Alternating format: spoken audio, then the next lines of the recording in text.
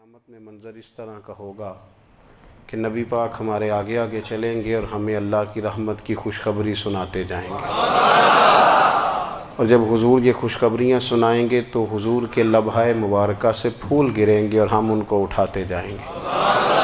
فرماتے ہیں خود تو وہ تھوڑی دیر کے لیے روئیں گے اللہ کی بارگاہ میں کہ یا اللہ انہیں معاف کر دے، خود روئیں گے لیکن ہمیں ہنسا دیں گے۔ پیش حق مجدہ شفاعت کا سناتے جائیں گے، آپ روتے جائیں گے پر ہم کو ہنساتے جائیں گے۔ اور باغ جنت میں محمد صلی اللہ تعالیٰ علیہ وسلم، باغ جنت میں محمد مسکراتے جائیں گے، پھول رحمت کے گریں گے ہم اٹھاتے جائیں گے۔ حشر تک ڈالیں گے ہم پیدائش مولا کی دھوم، اور مثل فارس نجد کے قلعے گراتے جائیں گے۔ اور کیا ذوق بیان کیا، فرمانے لگے خاک ہو جائیں عدو جل کر مگر ہم تو رضا، دم میں جب تک دم ہے ذکر ان کا سناتے جائیں گے۔ جب تک سانسوں کی ڈوری چل رہی ہے، دم میں جب تک دم ہے ذکر ان کا سناتے جائیں گے۔ اللہ تبارک و تعالیٰ نے ہمارے محبوب کریم علیہ السلام کو دنیا میں بھیجا تو فرمایا یا ایھا الناس قد جاءکم برہان من ربکم، اے لوگو تمہارے پاس تمہارے رب کی دلیل آ گئی ہے۔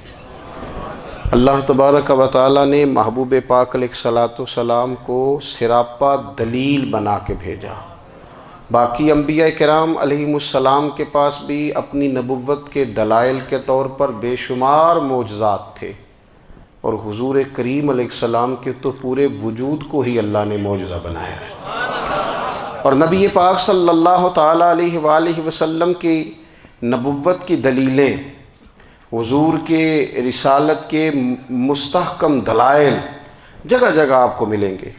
سب سے پہلی چیز تو یہ سمجھنے والی ہے کہ نبی پاک علیہ السلام نے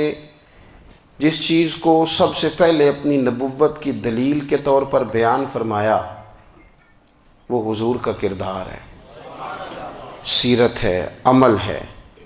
حضور کا لوگوں کے ساتھ رویہ ہے۔ نبی پاک علیہ السلام کی تبلیغ کے 3 دور ہیں۔ ایک تو حضور نے اپنے قول سے تبلیغ فرمائی ہے، وہ 40 سال کی عمر سے محبوب نے اعلان فرمایا اور تبلیغ کی۔ اور ایک نبی پاک صلی اللہ تعالیٰ علیہ وسلم بالواسطہ حضور کی تبلیغ ہے جو آج تک جاری ہے۔ امت کے علماء، مشائخ، مبلغین حضور کے دین کو آگے پھیلا رہے ہیں، تو دراصل یہ بھی تبلیغ رسول پاک علیہ السلام ہی کی تبلیغ۔ اور ایک حضور کی تبلیغ کا دور ہے، حضور کی پیدائش سے لے کر ولادت مبارکہ سے لے کر حضور علیہ السلام کے اعلان نبوت تک۔ اس دوران نبی پاک نے جو تبلیغ فرمائی ہے وہ اپنے کردار سے فرمائی ہے۔ عرب کا وہ معاشرہ جو بڑا میلا کچیلا گدلا ہو چکا تھا، جس کے اندر سراسر مادہ پرستی کا زور تھا، جس کے اندر لوگ انسانوں کی خرید و فروخت کرتے تھے، جس کے اندر بیٹیوں کو زندہ دفن کر دیتے تھے، جس کے اندر جو آدمی جتنا زیادہ مضبوط ہوتا تھا اتنا زیادہ لٹیرا بن جاتا تھا، اس معاشرے کے اندر رسول کریم علیہ السلام نے 40 سال گزارے، اور اس طرح گزارے کہ جو بیگانے بھی تھے وہ بھی کہا کرتے تھے یہ صادق ہیں، یہ امین ہیں۔ اور جب حضور نے اعلان نبوت کیا تو فرمایا، یہ قرآن مجید کے لفظ ہے، فرمایا فَقَدْ لَبِثْتُ فِيكُمْ عُمَرًا مِّن قَبْلِهِ أَفَلَا تَعْقِلُونَ، میں تمہارے بیچ عمر کا ایک حصہ گزار چکا ہوں، تمہیں عقل نہیں ہے، شعور نہیں ہے۔ نبی کریم علیہ السلام نے اپنے کردار کو، اپنے عمل کو اپنی نبوت کی دلیل کے طور پر بیان فرمایا۔ وہ تو حضرت حلیمہ بھی فرماتی ہیں نا، جب میں نبی کریم علیہ السلام کو اپنے گھر لے گئی تو میرا اپنا بچہ بھی دودھ پیتا تھا، 2 میرے بیٹے ہو گئے، ایک میری یہ نسبی اولاد اور حضور میری رضائی اولاد۔ تو کہتی ہیں جب میں کریم محبوب علیہ السلام کو اپنے سینے سے لگاتی تھی تو حضور میرے ایک پستان سے دودھ پیتے تھے اور دوسرا اپنے بھائی کے لیے چھوڑ دیا کرتے تھے۔ یہاں سے رسول کریم علیہ السلام نے کردار کے ذریعے تبلیغ، اور پھر اعلان نبوت سے پہلے ایک تنظیم عرب کے جوانوں پر، عرب کے سرداروں پر مشتمل بنائی گئی، جس میں نبی کریم علیہ السلام نے بڑا حصہ لیا سرکار نے، اور بڑے اہم لوگوں کو شعور حضور نے عطا فرمائے، وہ اس جماعت کا فیصلہ تھا کہ ہم سارے جوان، سارے بڑے لوگ ملیں گے۔ یہ حضور کے اعلان نبوت سے پہلے کی بات ہے، ہم بڑے لوگ ملیں گے، کسی بڑے کو کسی چھوٹے پر ظلم نہیں کرنے دیں گے، کسی آدمی کو کسی غریب کا حق نہیں کھانے دیں گے۔ حضور علیہ السلام نے نا اپنی کردار سے، اپنے عمل سے، اور آپ کا جو عمل ہوتا ہے نا وہ اصل ہوتا ہے۔ ایک ہوتا ہے آپ کوئی بات کرتے ہیں اور ایک ہوتا ہے کہ آپ کوئی عمل کرتے ہیں۔ آپ جب عمل کرتے ہیں تو عمل کے ذریعے بھی لوگوں تک بات پہنچتی ہے کہ دراصل آپ کا اٹھنا بیٹھنا چلنا پھرنا کیا ہے۔ میرے رسول کریم علیہ الصلاۃ والسلام کا اٹھنا بھی ایک نبی کا، بیٹھنا بھی ایک نبی کا، بات کرنا بھی ایک نبی کا، معاملات زندگی کرنا بھی ایک نبی کا، لین دین کرنا بھی ایک نبی کا۔ ایک شخص کہتے ہیں میں نے اعلان نبوت سے پہلے حضور علیہ السلام سے کوئی چیز خریدی تھی اور میں نے عرض کیا تھا آپ یہاں تشریف رکھیں، میں پیسے لے کے آتا ہوں۔ میں 3 دن کے بعد آیا۔ دیکھو یہ بات کرنی کتنی آسان ہے، بولنی کتنی آسان ہے، پر 3 دن یہاں میرے بھائی کو کسی شخص کو 2 گھنٹے انتظار کرنا پڑ جائے تو لوگ کہتے ہیں الانتظار اشد من القتل، یہ تو قتل سے زیادہ تکلیف والا معاملہ ہے منتظر رہنا کسی کا۔ کہتے 3 دن کے بعد میں آیا تو میرے رسول کریم وہیں تشریف فرمایا، بس اتنا فرمایا یار تم نے مجھے بڑی تکلیف میں ڈال دیا، 3 دن ہو گئے یہاں رکے ہوئے۔ تو حضور نے اپنے کردار کو، اپنے عمل کو، اپنے معاملات کو سب سے پہلے اپنی نبوت کی دلیل کے طور پر پیش کیا۔ کسی نے کیا خوب کہا تھا کہ جو تیری جان کے دشمن ہیں وہ بھی کہتے ہیں، وہ جو تیری جان کے دشمن ہیں، بظاہر تو آئے ہیں نا ہجرت کی رات جان لے لے، لیکن امانتیں حضور کے گھر میں رکھی ہوئی ہیں، امانتیں کاشانہ نور پہ پڑی ہیں۔ وہ جو تیری جان کے دشمن ہیں وہ بھی کہتے ہیں کہ امین تو ہے اور صداقت کی آبرو تو ہے، امین بھی تو ہے، صداقت کی آبرو تو ہے۔ تو پہلے کردار، پھر دوسری بات، اللہ تعالیٰ نے اپنے محبوب علیہ الصلاۃ والسلام کو اپنا مطلق نائب بنا کر، اپنا محبوب اعظم بنا کر، ویسے ہی سارے انسانوں کے بارے میں کہا وَإِذْ قَالَ رَبُّكَ لِلْمَلَائِكَةِ إِنِّي جَاعِلٌ فِي الْأَرْضِ خلیفہ، میں زمین میں اپنا نائب بنانے والا ہوں۔ لیکن حضور علیہ السلام تو محبوب ہے نا، حضور کی نیابت تو محبوبیت کے درجے پر فائز ہے۔ تو رسول پاک کو رب کریم نے اس طرح کا بنا کے بھیجا کہ حضرت عبداللہ ابن رواحہ رضی اللہ تعالیٰ عنہ بیان فرماتے ہیں کہ اگر حضور کوئی معجزہ نہ بھی دکھاتے، نبی کریم علیہ السلام سے کوئی اعجاز لوگ نہ بھی دیکھتے، تو محبوب کا تو چہرہ ہی اس طرح کا تھا، لوگوں نے دیکھتے جانا تھا اور کلمہ پڑھتے جانا تھا۔ لیکن باوجود اس کے میرے رسول پاک کا اعجاز یہ ہے، کمال یہ ہے کہ حضور کبھی اشارہ کر دیں تو چاند 2 ٹکڑے ہو جائے، کبھی دعا مانگ دیں تو ڈوبا ہوا سورج واپس آ جائے، کبھی محبوب گزرنے لگیں تو پتھر آپ پر سلام پڑے، کبھی حضور پہاڑ پر چڑھ جائیں تو پہاڑ وجد میں آ کر جھومنے لگیں، محبوب کا کبھی نماز پڑھاتے ارادہ بن جائے تو اللہ تعالیٰ قبلے کا رخ ہی تبدیل فرما دے۔ کیا خوبصورت سوچ ہے اور کیا نظریہ دیتے ہیں بریلی کے امام۔ فرماتے ہیں اجابت کا جوڑا عنایت کا صحرا، دلہن بن کے نکلی دعائے محمد، اور اجابت نے جھک کر گلے سے لگایا بڑی ناز سے جب دعائے محمد۔ دیکھو خدا کی رضا چاہتے ہیں دو عالم، خدا چاہتا ہے رضائے محمد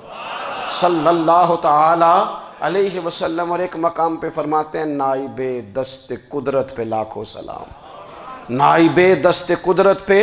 لاکھوں سلام۔ تو اللہ تعالیٰ نے نبی پاک صلی اللہ تعالی علیہ وسلم کو جو اعجاز۔ پھر ایک اور بات، حضور امی ہیں،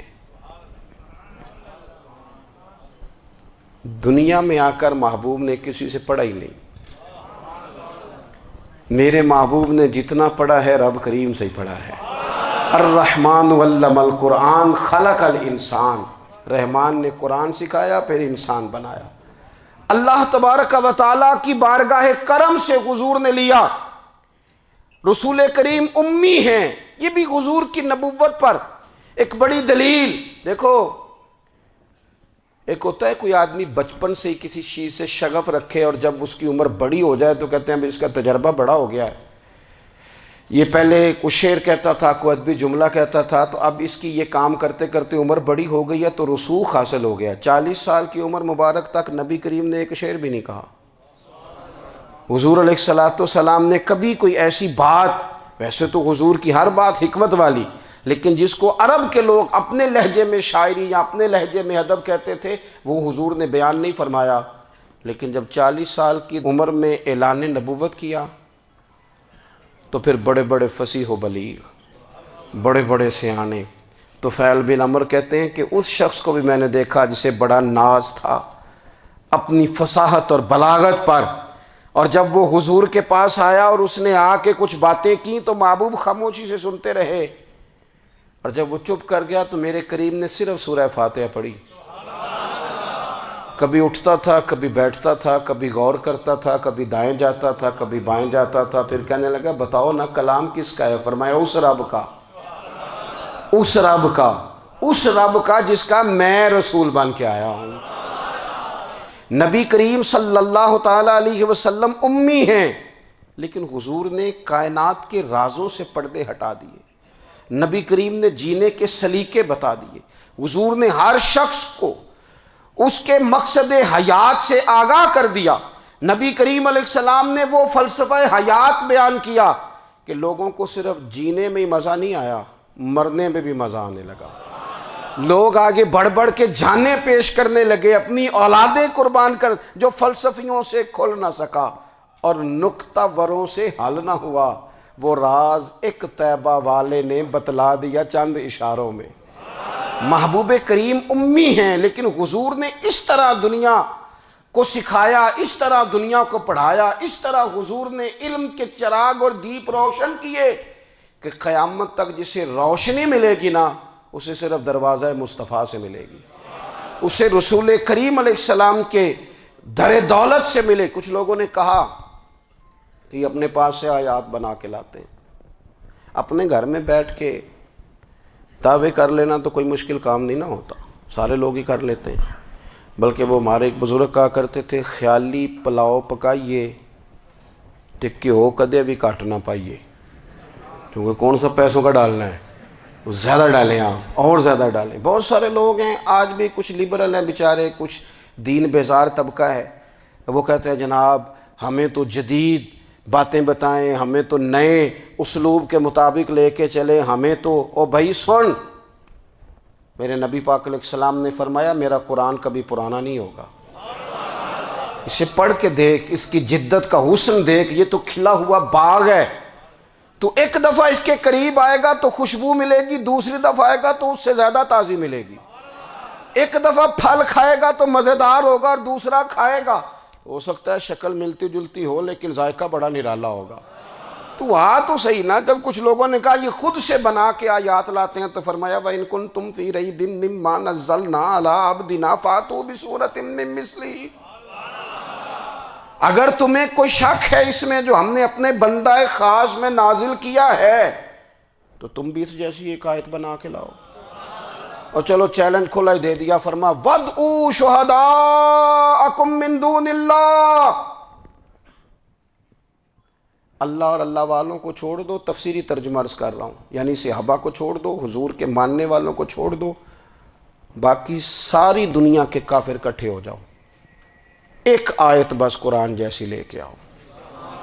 ایک آیت لے کے آؤ، ان کنتم صادقین، اگر تم سچے ہو۔ جوانوں سنو،